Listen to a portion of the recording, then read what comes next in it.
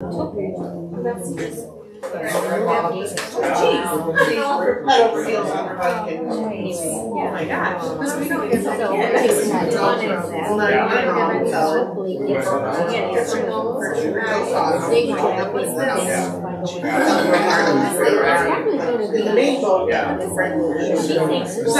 couple days, both on the reserve.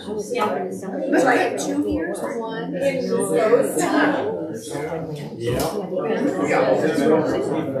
there is.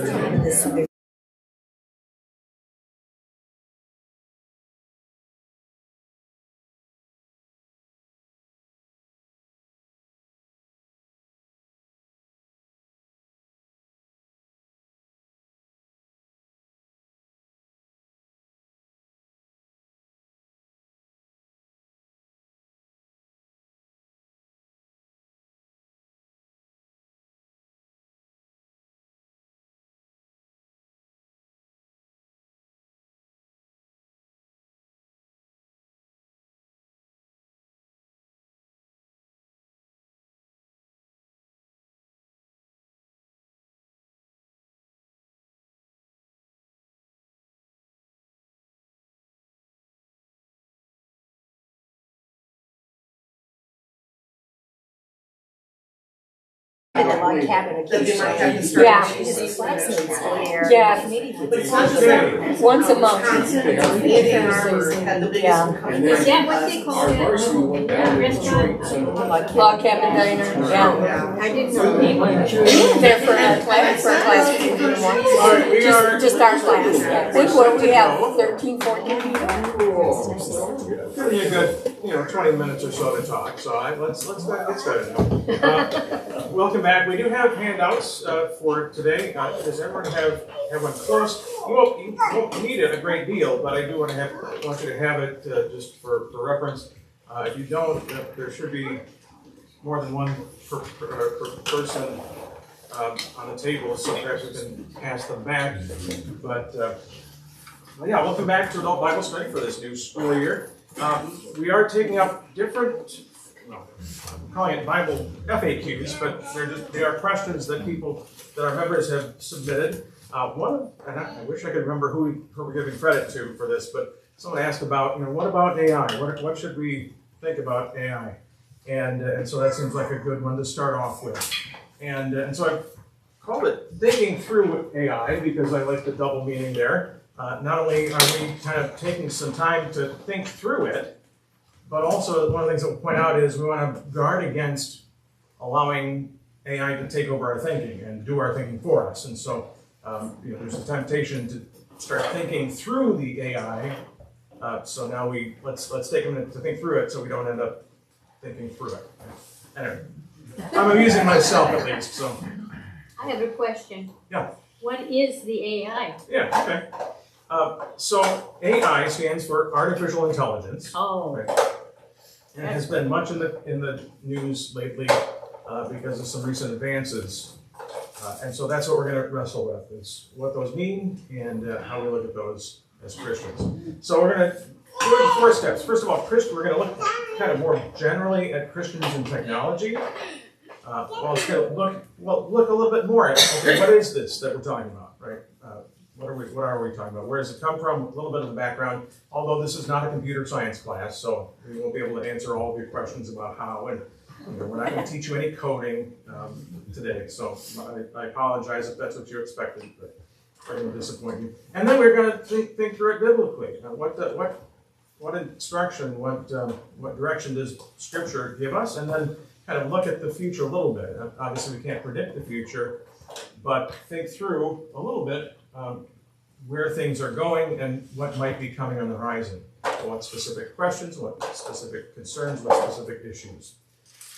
So that's the plan. So let's start talking about Christians and technology in general. Obviously, well, before we do that, let me ask you, what responses have you heard? What responses to AI have you heard so far? Especially from Christians or from church leaders. Any reactions? Someplace I heard where they used AI to write a Bible verse or whatever. Oh. Yeah. Did you hear about that? Justify, Justify, transgender. transgender, yeah. Yeah, it was, I don't remember the whole story, but it's like, whoa. Yeah. Not good. So you see specific instances that are disconcerting, right? And then we'll talk about some of the genuine dangers that are coming, and in some cases are here as a result of it. And so that's been a lot of the focus. You also, in the church, you can also find articles like this one that I've got a screenshot of. There's some already comparing it to the mark of the beast, right? Saying that AI is the mark of the beast. We're not going to deal with that directly today, but the short answer is no, that's not what Revelation talks about. And we will come to that question, the mark of the beast, in a couple of weeks. But yeah, the short answer, no, that's not how this works. But you do hear all sorts of different takes on it, and any new thing that comes up. But let's kind of look historically. Certainly there have been times when Christians have not reacted very well to new technology. Any of you remember hearing about the controversy when lightning rods were invented? I know none of you were alive then, right? None of you were alive then. I just want to put that out there. I realize that. But I've seen reporting that supposedly when lightning rods were invented, the purpose being to protect buildings from lightning strikes, of course, that supposedly there were pastors or other church leaders that warned against them and said, you are interfering with God's providence. God intends to strike that building with the lightning bolt. Who are we to interfere, right? Or something along those lines. I'm not sure exactly what the reasoning was, right? So sometimes you get bad takes like that. And then you also, I'm sure you guys remember the discussions about stem cell research not too long ago, where they took unused embryos, and started pulling them apart and using the cells for different experimental purposes, and hoping to turn them into treatments. And we said, wait a minute, that is not okay either. And a little bit better grounding for that than the lightning rod objection. But there have also been good and positive reactions to technology. For example, anyone make out what's in the picture? Yeah, the printing press. How did the church make use of the printing press in a really good way? Yeah, the Reformation arguably took hold because at that same time they had this new invention called the printing press, and the printers were looking for material to print, and they had to sell something, right? So they needed to publish something, and so they had these wonderful pamphlets and these wonderful books by Martin Luther that he was writing, and adding to that the fact that Luther was, I don't know if you've ever read Luther's readings, but he has some of the best insults that you'll read anywhere. Just fantastic insults. The guy's just, he's right up there with the most shocking, writers of our day, right? And so it made for great content in that regard as well. So, yeah, one time the church made really good use of technology, what at the time was a very advanced technology. How about this guy? Anyone recognize him? Yeah, Walter Maier. Yeah. Who was Walter Maier? First speaker of the Luther Hour, who became quite well known. This was the start of Christian broadcasting, right? Using the technology of radio and then later on television to preach the gospel to places that otherwise could not have been reached, right? And had a fantastic impact. And we can actually go a step further, right? This is a picture from Lutheran Ministries, one of their online learning resources that they offer. Just a lot of wonderful digital resources that Lutheran Hour continues to make available through that technology. So there have been both. We often focus on the negatives, the times when the church says, wait a minute, that's not a good thing. Perhaps with reason, perhaps without good reason. But we also need to include and keep in mind the other side to it, the times that the church has embraced technology and made good use of it.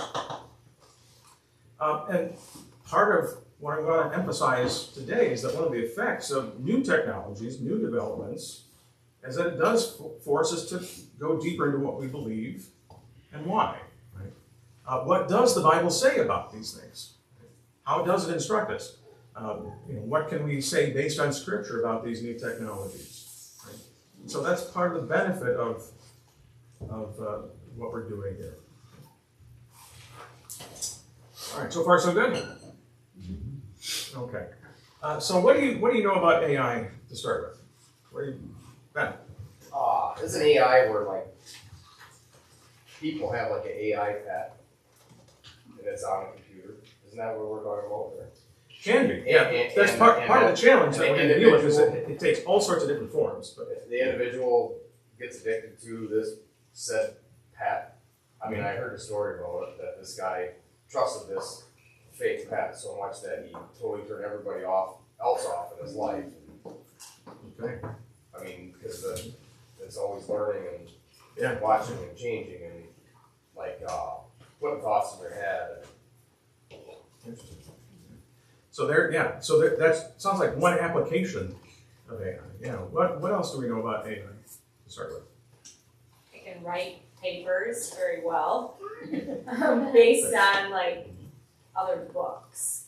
So it's not new ideas, it's just pulling from other publications and stuff and rewriting them. It's one of the challenges in schools is dealing with giving assignments, and it's entirely possible for the students to just put the assignment into this AI program, and it spits out a paper, an essay, or whatever on that topic using the information it finds on the internet and so on. And so schools are dealing with, okay, how do we give assignments? How do we grade assignments? How do we handle it when students have that ability? And of course, they don't learn anything if they do that, other than a little bit of coding skills, and not really useful coding skills either. But yeah, that's another application that we're dealing with. Well, when it's information, a huge amount of information, not necessarily knowledge, because in my opinion, knowledge comes with wisdom, conscience, a soul.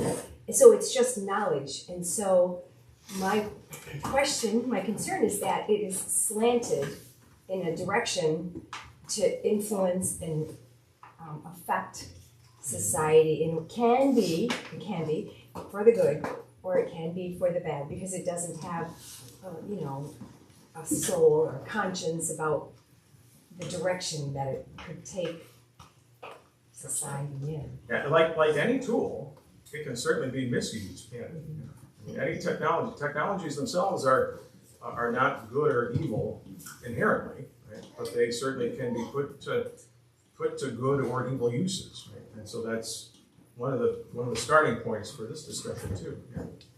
But to kind of look at the kind of more fundamental level too.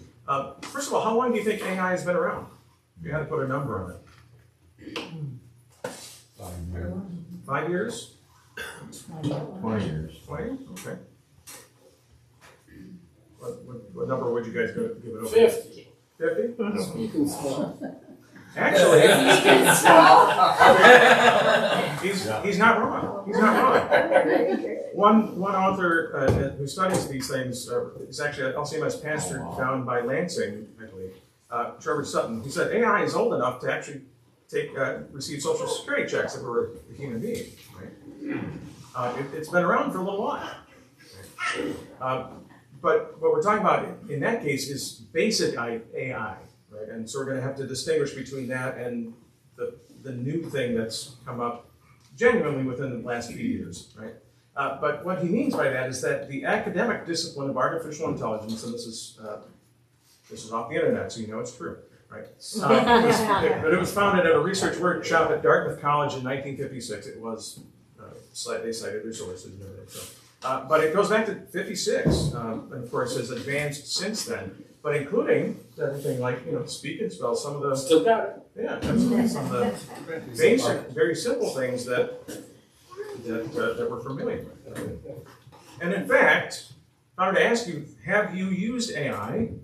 How many many of you would say yes? Everybody here? In Google. Well, especially given that background, right? Yeah, most of us have, right? If you've used a search engine, you've used a form of AI. You've used like the text-to-speech software that allows you to speak and then your computer, puts on the screen and words. That too is a form of AI. If you've used your phone to deposit a check to your bank, that's again another form of AI. And of course, if you use Alexa or Siri or Hey Google, right? These are also more advanced forms of AI. So I think that's a helpful perspective that this is not something completely new, right, that we're dealing with. It has been around for some time. And we've learned to use those things fairly well, right? But at least we've kind of got a sense of what's ethical, what a good use is, and what is not ethical and not good. In fact, here, this is a screenshot from the program that I use to prepare my sermons. This happens to be the one I preached this morning. The search bar there, some of the other features in that software make it very useful, but those are forms of AI.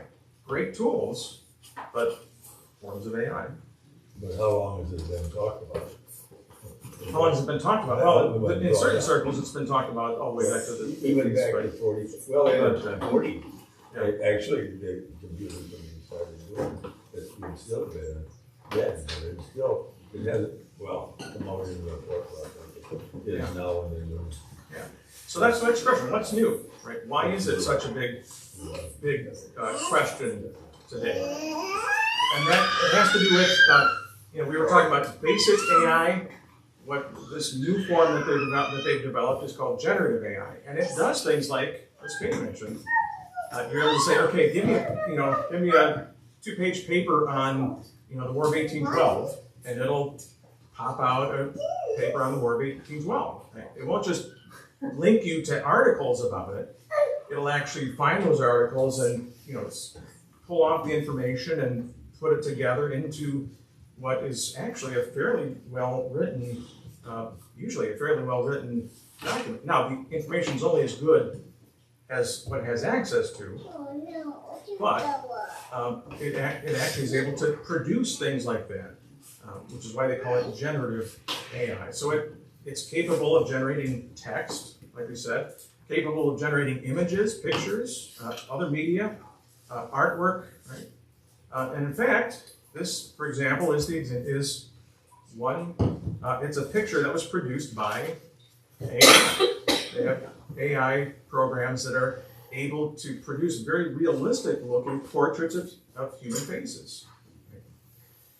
And it's kind of interesting that the way they do it, it says it uses a technique called generative adversarial networks. For those of you that are interested in a little bit more detail, so you've got actually 2 AI programs trying to fool each other, right? And so the one produces an image and sends it to the other and says, is this real or is this the one that I produced? And if the other one can tell the difference, then it keeps going back and forth. And they try to fool each other into thinking that the images that they produced are actually real images. And so that's how they're able to improve these pictures. All right. But of course, it goes beyond just producing new images of fictional people. It's also able to take like your picture and put it in a context you've never been, right? Put it somewhere you've never been, kind of like Photoshop, except far more advanced. And so there's some really interesting applications that it can go to. We mentioned the writing aspect of it. This is actually going back a couple of years, but I couldn't resist including it. A couple of years ago, I think this was 2018 or so, there was a news article, and I think this turned out to be a joke, but it was too fantastic, and I know the type is too small for some of you to read. But the idea was that they had a computer program watch about 100 hours of Hallmark movies, and then they asked it to write a script for a new Hallmark movie. And very quickly, I'll just read you what it is. It's called The Christmas on Christmas. And again, this is supposedly a script that was produced by the program that had just spent 100 hours watching Hallmark movies. It says, it starts with the interior of a small town snow globe refillery. Interesting setting. And there's a single mother refilling snow globes with Christmas juice. So she's a widow. Her husband died in every war. In every war, yes. And she said, so the single mother says, I refill globes better than Jesus. Better than Jesus Claus. Yet still my twins are dad-free. Why? They need double dad. And then a businessman enters the shop. He wears clothes that cost money. His hands are briefcases, and he's Hallmark. And so the single mother says to him, hi, do your snow globes lack wet? Hurry, Christmas attacks soon. And the businessman has a flashback to when he was a business boy, and a Christmas tree explodes his family on purpose. He now hates trees and Christmas and explosions, and he exits the flashback, and he says, shut your sound, I am from huge city. I bought your land and am turning it into an oil resort. The single mother says, rude behavior, this is a family business. I sell families. I'm widow, my husband is now bones. The single mother points to her husband's bones in the corner of the room. They're all gift wrapped in eggnog. The businessman says, all of my wives are bones. That's America. But I must make money for my twins to live. They are a prince. Single mother says, I too own twins. Please don't have bought my land. Christmas is today. And the businessman says, laugh. I bought Christmas, and now it is never unless we go on dates. Single mother says, I cannot date because of a snow curse. I pray Santa helps me. Santa cannot help. She did not know, but Santa was her husband. Santa is Bones. Bones help nobody. Right? The idea is this is supposedly a script that was produced by an AI. The reality is that now, this is kind of absurd and hackneyed. Now, it could actually be hard to tell the computer-written script from a genuine script. So what was a joke is now actually reality. I mentioned the ability to produce images. Some of you may have seen this video just a couple of years ago. This was a video that was produced of President Obama, and I think there's actually an explanation. So this is an actual video of President Obama. This is a fake one that they produced. Don't let people whirl in.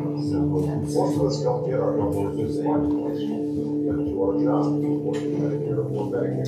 And what you should know is that thanks to the Affordable Care Act, your coverage is better today than it was before. Women can get free checkups. You can't get charged more just for being a woman. Give his employees only better capacity. Commoners a bill that would boost America's very. Can you tell which one's the progress? Which one's the small confidential legal community? Yeah. I think it's real important. Here it goes. President Barack Obama. So that's I believe that's the producer scenario. It's kind of tough to follow the video itself, but hopefully you got the sense of that what is produced by these programs is not like cartoonish. I mean, it is very realistic, and so they can take pictures and audio as well of people and make them say and make them do things that they never actually said or did. So some really concerning. It got me thinking about my full-time employees. Really concerning applications of what it's able to do. Right. All right, so that's kind of the background a little bit.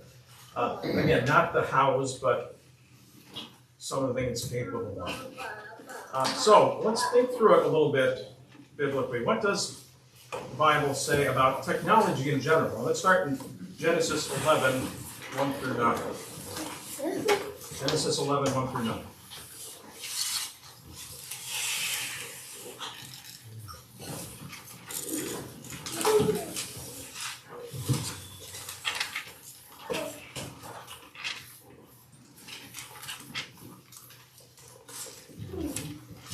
Genesis 11, 1 through 9. Anybody needs help finding Genesis, let me know. Let's figure out what's wrong.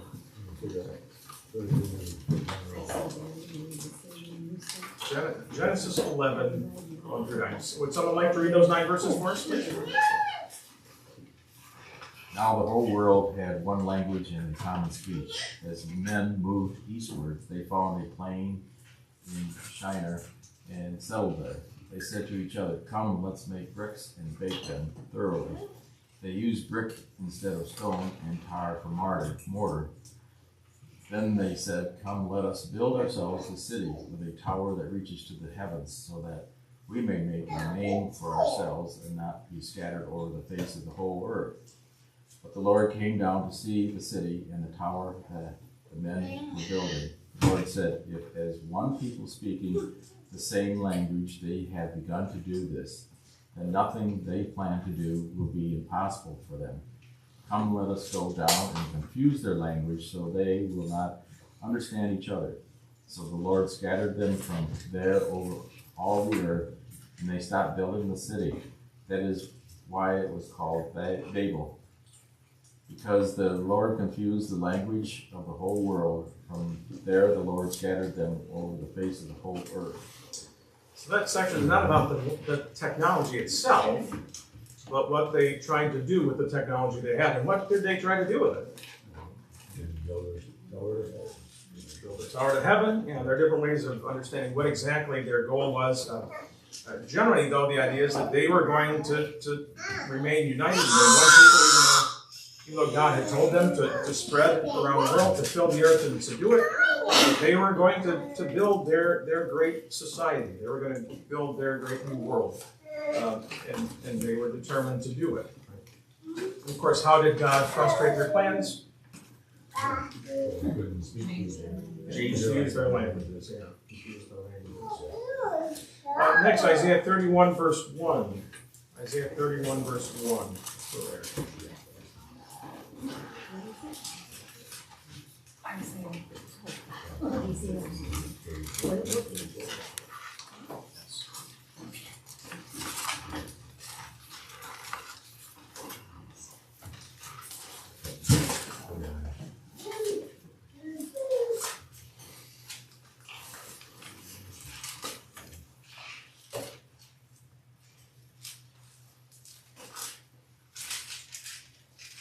Isaiah 31, verse 1. Who would like to read that verse for us? Those are those who go down to Egypt for help, and rely on horses, who trust in chariots because they are men, and in horses because they are very strong. But do not look for the Holy One of Israel, or consult the Lord. All right, so what's the technology at work there in that verse? Well, not AI, but what technology did they have? Yeah, chariots and horsemen. Yeah. And what's the warning here that Isaiah gives? Don't put your trust Yeah, don't be too excited about how many horsemen and chariots you have, right? Don't be too impressed by that, or how many others have, because what was it ultimately that determined who won the victory, especially when it came to God's people? God. See, that's what I think is gonna, if they get so far advanced, what happened today? You know? Yeah, so that's one of the temptations that is out there, is that certainly we want to develop tools that will help us to help people and to generally try to make this a better world, but can we make this world a utopia? Can we make this world paradise? Not without God. No. That's why Ecclesiastes says, for everything there is a season, right? A time to be born and a time to die, a time to kill and a time to heal. We cannot make this world a paradise. That's the hard reality. The good news, of course, with that is that, are we separated forever from paradise? No, God has redeemed us out of this dying world and made us members of His kingdom and given us a promise of that new heaven, the new earth, where there is no more death or mourning or crying or pain, for the old order of things has passed away. Let's go to Luke 12, verses 13 to 34. Luke chapter 12.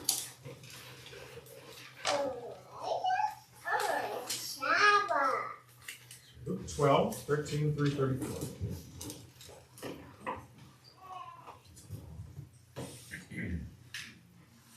Someone in the crowd said to him, "Teacher, tell my brother to divide the inheritance with me." But he said to him, "Man, who made me a judge or arbitrator over you?" And he said to them, "Take care and be on your guard against all covetousness, for one's life does not consist in the abundance of his possessions."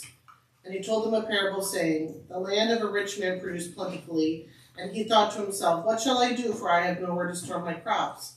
And he said, 'I will do this. I will tear down my barns and build larger ones, and there I will store all my grain and my goods. And I will say to my soul, Soul, you have ample goods laid up for many years. Relax, eat, drink, be merry.' But God said to him, 'Fool, this night your soul is required of you, and the things you have prepared, whose will they be? So is the one who lays up treasures for himself and is not rich toward God.' And he said to his disciples, 'Therefore I tell you, do not be anxious about your life, what you will eat, or about your body, what you will put on. For life is more than food, and the body more than clothing. Consider the ravens. They neither sow nor reap. They have neither storehouse nor barns, and yet God feeds them. Of how much more value are you than the birds? And which of you, by being anxious, can add a single hour to his span of life? If then you are not able to do as small a thing as that, why are you anxious about the rest? Consider the lilies, how they grow. They neither toil nor spin. Yet I tell you, even Solomon in all his glory was not arrayed like one of these. But if God so clothes the grass, which is alive in the field today and tomorrow is thrown into the oven, how much more will he clothe you, O you of little faith? Do not seek what you are to eat and what you are to drink, nor be worried. For all the nations of the world seek after these things, and your Father knows that you need them.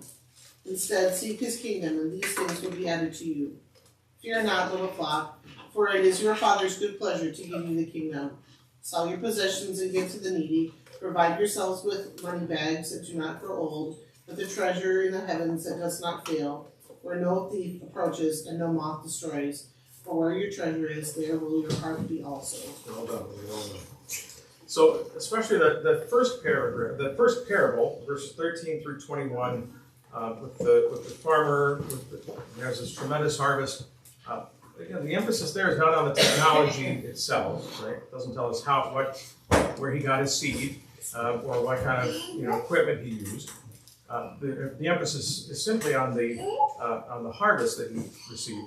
But what is Jesus trying to warn us against there?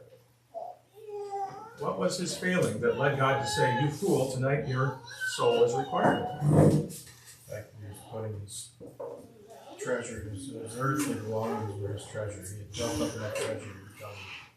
Yeah, that was his confidence. That was his hope. That was, what gave him, security for the future. Right? Was the wealth that he had developed. And that's true of wealth, but it's also true of technology. Can be, in some respects, can be easier to see with wealth, but it's also true of technology as well. Now, what commandment are we dealing with there? Yeah, very good. Yeah, we might be tempted to say it's about, thou shalt not steal, but it's actually the first commandment, right? Certainly, thou shalt not steal is in there as well, but it's the first commandment, right? In this case, money is his God. Money is what gives him the sense of security and the sense that the future is good. Right? That money has become his God. That's what he hopes in. That's what he trusts in. The same thing, the same temptation is there when it comes to technology as well. Arguably, we saw that a few years ago during the pandemic, right? The vaccines will save us. Were those very helpful and beneficial tools? Absolutely. And we'll leave aside the question of side effects and those, whether they should be required or not to the side for now. But, these things are useful tools, helpful, beneficial, but that's not where we have our hope ultimately. Right? That's not where our confidence and our security for the future lies. Last one, let's go to 1 Corinthians chapter 10.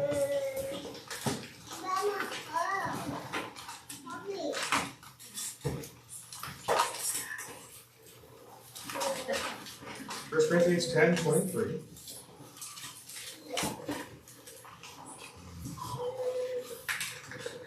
short one, just one verse.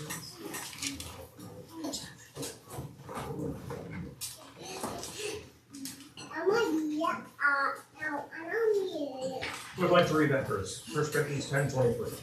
All things are lawful, but not all things are helpful.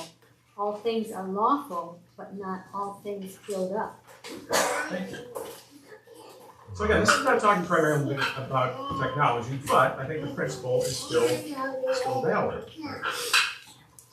When it comes to technology, we're generally not in itself talking about a right and wrong, right? These things are lawful. But are they always beneficial? Are they always helpful? No. Do they always build up? No, not necessarily.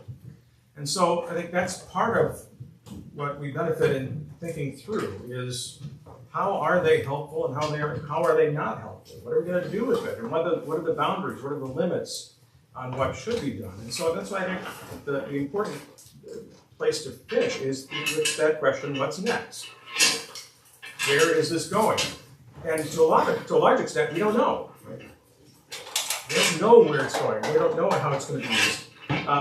Recently, this was back just from this past June, there was a law firm in New York who tried to use ChatGPT, one of the generative AI programs that's been put out lately. They tried to use it to help them write a legal brief that they then submitted to the court. And so they asked it to give them a legal argument based on available cases to support the argument that they were making. The problem was ChatGPT just made up cases. The cases didn't actually exist. And they didn't stop to read through it because they claimed that they believed it was just a search engine, kind of like Google or one of the others, right? It searches and it finds different things, and it made up cases entirely. Right? And so the judge looked at it and went, what case are you looking? I'm not finding that anywhere. And of course, you can imagine how that went over when it became clear that, they were using ChatGPT to do their work for them, and the ChatGPT was just making stuff up. Right? So in a lot of ways, we are really just kind of figuring out what we're going to do with it. But as we do, what do you see as some of the potential benefits that this technology offers and some of the dangers? Let's start there. What are some of the potential benefits and dangers? A benefit. Oh, sorry. I was just saying, danger would be how long before it can make up all those cases and put it into the internet, so then when somebody searches that, it's already there. And how do you disprove something that can be made up to back up? I mean, it can lie for its lies to make its lies true. It could become a better liar, right? Because it always rewards itself, no matter if it's right or wrong, right? That's how it gets smarter and smarter as it's constantly giving itself more knowledge, perhaps greater. That's a great point. What are some other potential benefits or dangers? I was going to say a benefit is that it can read through like vast amounts of things that a person would never be able to read through. Absolutely. And pull out the significant things about it. It has a much. We get used to it and don't trust our own research, searching through the Bible, listening to God. And so we just, here it is, like you're joking. It's the internet. Take its word for it. Right. Become lax and lazy. So it can be kind of the next step in research, right? Not just showing you a list of articles, but actually summarizing them, actually kind of following, finding and compiling the common information and so on. Yeah. Absolutely. So What were you saying? So haven't we done that over history? Instead of reading the Bible every day, we trust our leaders in the churches. All the different denominations to teach us, and we believe it. Are we getting the real word? We should be all believing in the Bible. Absolutely. And in some cases, historically, the problem that was at least partially contributed to by the limitations of the technology. Not everyone had books. Not everyone had access to them. So they had to trust the pastors and bishops to tell them what it said and what it meant, right? But that was a large part of the point of the Reformation was that back to the sources was the point of kind of the movement in society in general. And that emphasis, that's why they translated the Bible into German at the time, into other languages. So, what other potential benefits or dangers do you see? Kind of the old adage, garbage in, garbage out. So who's programming all this stuff in there? And doing it? What slants or whatever are you getting on the information that's being collected by it? There's definite benefits in our realm. They use imagery to find weeds and bugs and plants that, I mean, there's an app that you can put on your phone and you can swipe it across your row of corn and it'll tell you how many plants you have and then how many weeds are there and whatever species weed it is and what to use on it. So that's all constantly learning and so. It sounds like some great benefits there.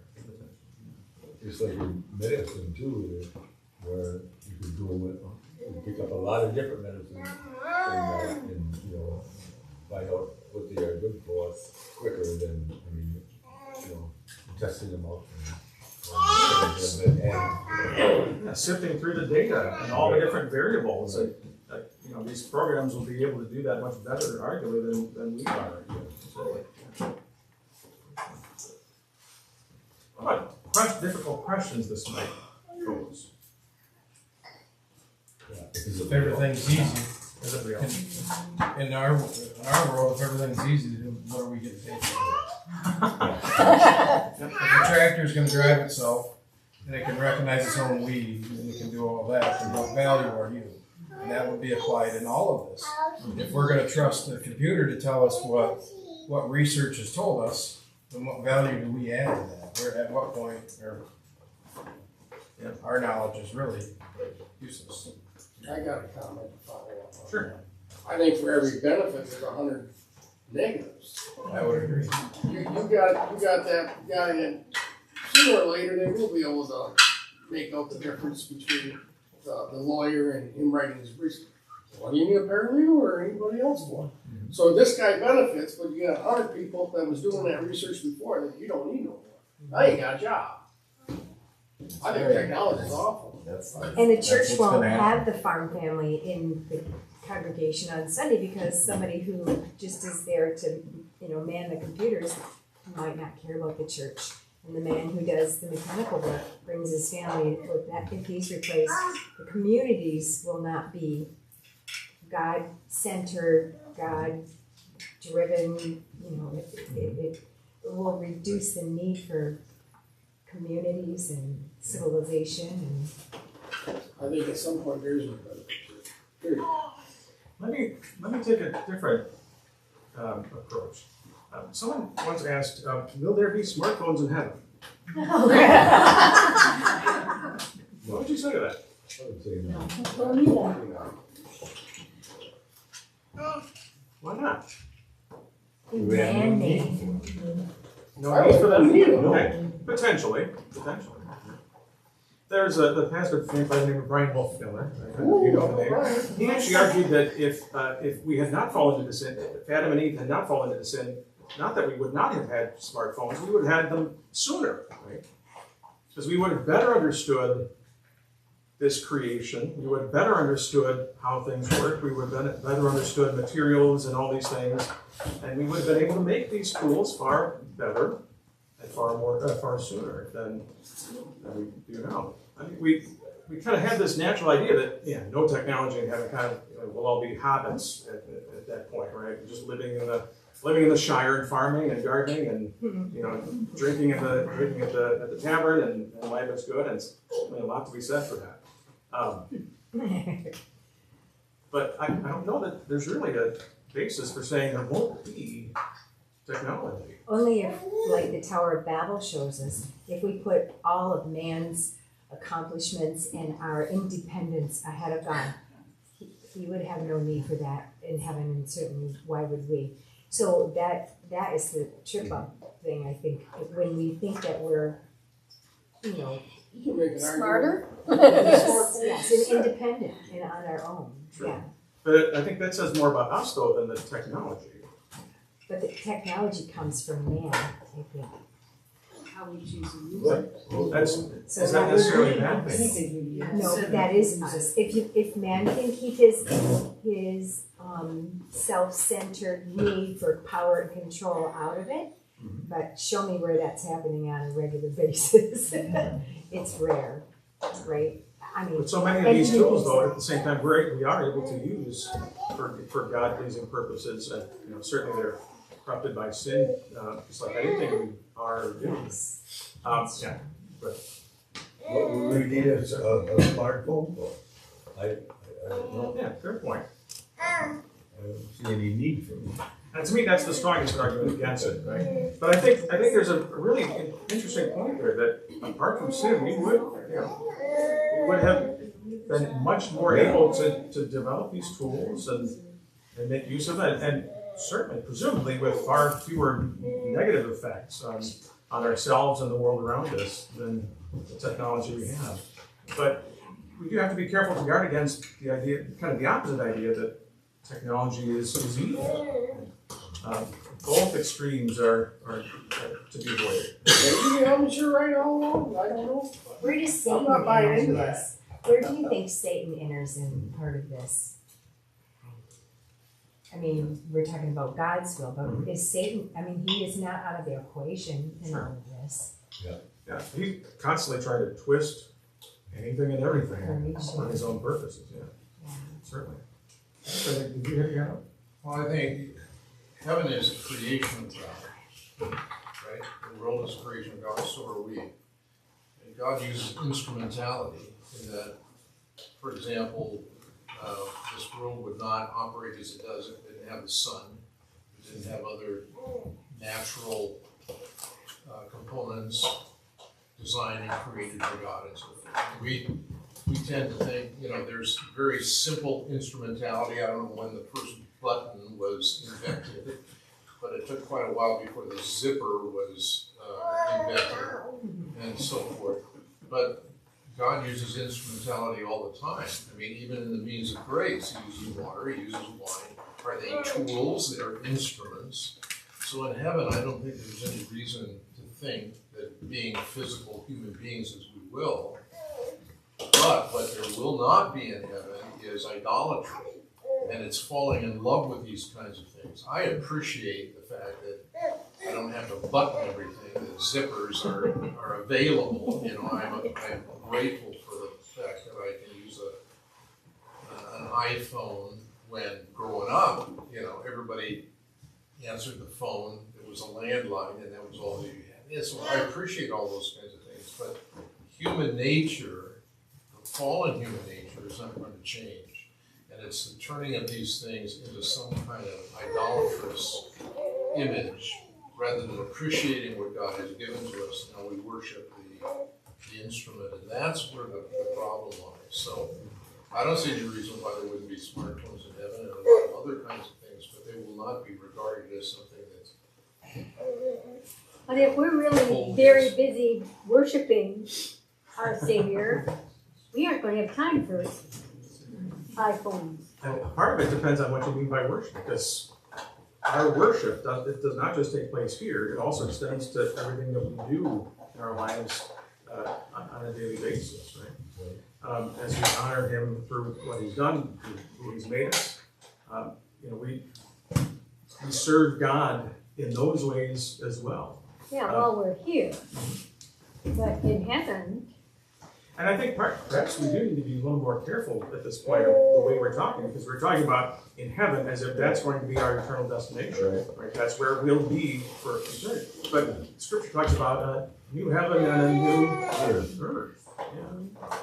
And so, part of what we want to make sure that we don't lose sight of is that this creation is good. It will be remade. It will be made new on that day, and we will receive it back as it was intended to be, right? Like it was in the Garden of Eden. And so it will still be available for our use, and we'll be able to be much better stewards of it then than we are now. Well, Satan then won't be around. And Satan will not be around to try to mess things up either. Yeah. Alan, what are you going to say? I was just going to make a comment on I worked at Shore Hospital 26 years. And anyway, my point is, they got, in healthcare, they got what's called My Chart number. And they'll send you, got an appointment set up, and they'll send you a notice, email, or text, and say, do not respond. Well, trying to figure out what all they're trying to say, and all the codes they got to send there, so to make sure that you're the right person. I want to fill that phone and flush it down the toilet. Just the other day, we got a duplicate explanation of benefits from the insurance company about something that happened last year. We already paid the bill, we got reimbursement, and it's all done, and now we get another one, and there are times when it's just chaos. Come on, it's supposed to make things simpler, and it does the opposite. But let's kind of focus our discussion a little bit. So potential benefits: greater efficiency, greater insights, and then I think we can appreciate all the additional ones that we've listed as well. Potential dangers: job losses, jobs being lost. Although we'll see how that actually plays out, because a lot of people have made a great deal about ATMs making bank tellers obsolete. Well, there's still a lot of bank tellers. In fact, I think the number of bank tellers has increased, and now they're able to take on more important stuff than just dispensing cash, right? So, what will the effect actually be? Right? We have to be a little careful not to think that we can predict the future either. There's also the deception from deep fakes, students cheating. In fact, I wanted to highlight one current scam. Some of you are aware of the scam phone calls that have been going on for years, where somebody will call you up randomly and say, "Hey, Grandpa, is that you?" and then go on to try to claim that they're arrested and they need money or whatever. Well, imagine if they actually were able to make that voice sound like your grandchild's. My friend had that happen to her. That's happening now with this AI. They can actually use audio clips of people's voices to make the AI sound like your grandchild, your relative, somebody that you know. And so if it sounds like them, and they can make the caller ID look like it's from their phone number, that's going to be awfully persuasive, awfully hard to not get fooled by. Right? That very thing happened to my father-in-law. He got a phone call, and it was supposedly from, I think, a police officer that had arrested his grandson, and they needed him to come, whatever. But he was a little smarter than they were, and the whole thing fell apart because he knew it was a scam. Yeah. So it's the irony is, it was about 5 or 6 years ago, I actually got one of those calls. "Grandpa, is that you?" Okay. At the time, this was before any grandkids did. So I was like, okay. So I played along for a few minutes just to keep them occupied. And I've had them more than once. Yeah, sure. But I mean, you can certainly understand how people are getting fooled by it. I mean, it's just incredibly difficult to not be taken in by that.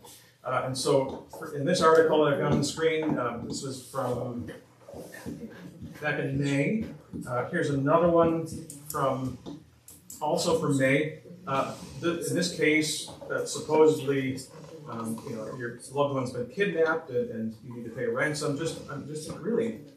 Just insidious and horrible scams that they run on people, and made possible by these tools. Also, other potential dangers: loss of privacy, deceiving ourselves into thinking we can make this a utopia. We talked about that. Technology becomes our god. It's easy to see a lot of potential dangers, right? Especially since those get put to use really quickly. Other difficult questions are being raised, like how does copyright law apply? I mean, these programs are producing these images, but they're using, in many cases, they're using existing pictures. They're using existing artwork to produce these new pieces of art. So who owns the rights to that artwork? And even if you exclude the concerns about the information that get pulled from the internet, when that program produces that piece of artwork, who owns the right to that artwork? Right? Is it the programmer that owns that artwork? The rights to it? How does that work, right? And so there are a lot of difficult questions that our legal system is going to have to sort through. Right? How can it be used ethically in schools? We talked about papers, for example. It's interesting that our youngest son, Lex, started college a couple weeks ago, and the way that they handle their assignments is much different now. They actually have to write out, I think they write out their notes first and then turn in a picture of those, and then they actually handwrite an outline based on those and turn that in. And so kind of several additional steps to try to make sure that the students are not just typing it into a program and spitting out an AI paper, right? Plus, AI can also be used to spot papers that are written. So it's kind of a circular thing. So I think the important thing, first of all, to think through the benefits and dangers, right? It's very easy to just react negatively, right? That the world is coming to an end, right? Is the world coming to an end? Yes. Yes. Right? And is that a bad thing? Not necessarily, especially since we know how the story ends, right? We know where all this is going. And yes, the devil is constantly trying to deceive. The devil is constantly trying to cause as much suffering and everything else that he can. But whose plan is he ultimately serving, whether he wants to or not? God's. God is still in control. He is still the one directing the events, both of nations and of your life. And so thankfully, we know how that should give us a certain confidence as we address these things. And also, hopefully, these discussions can help us kind of take part in the discussions that our society is going to have about these things too. Because certainly we need to have that contribution, be able to make that contribution as citizens. Also, again, being mindful, don't let AI think for you, right? Rather than, we need to be thinking about these things so AI doesn't think for us. And then also be great to care for those who are impacted negatively. But to bring back to where we started, this is also an opportunity to continue to grow in God's Word, right? What does God's Word say to us about all of these different areas? And it does not give us all the answers, right? It does not tell us, okay, in the year 2023, you're going to have to deal with this, and here's what you need to know, right? But it does help us ask the right questions. And it equips us to ask the right questions and to deal with it more effectively. And so we finish up with this quote from Martin Luther that I brought out to you before. He wrote this in response to the Black Plague, one of the times it went through Germany there during his lifetime. I'm paraphrasing slightly, but he said basically this took place so that we might learn to know and trust God better, and so that we might learn to love one another. And I think that's also true here as well. All right. Any last comments on that? I know we moved a little bit quickly through that at the end, but. I like the last, that tied it all together. I love that quote. It's really, because there are both sides to it. Both increasing our trust in Him and also growing in love for one another, learning how to love one another better in all these different situations. Thank you. I should have looked up where we're going next. Anyway, you've got the list of questions that we'll be asking and discussing in the bulletin. I don't remember which one's up next. I'll try to remember to remind you of it next Sunday. But thank you for being here. Appreciate the discussion, and God's blessings on your week.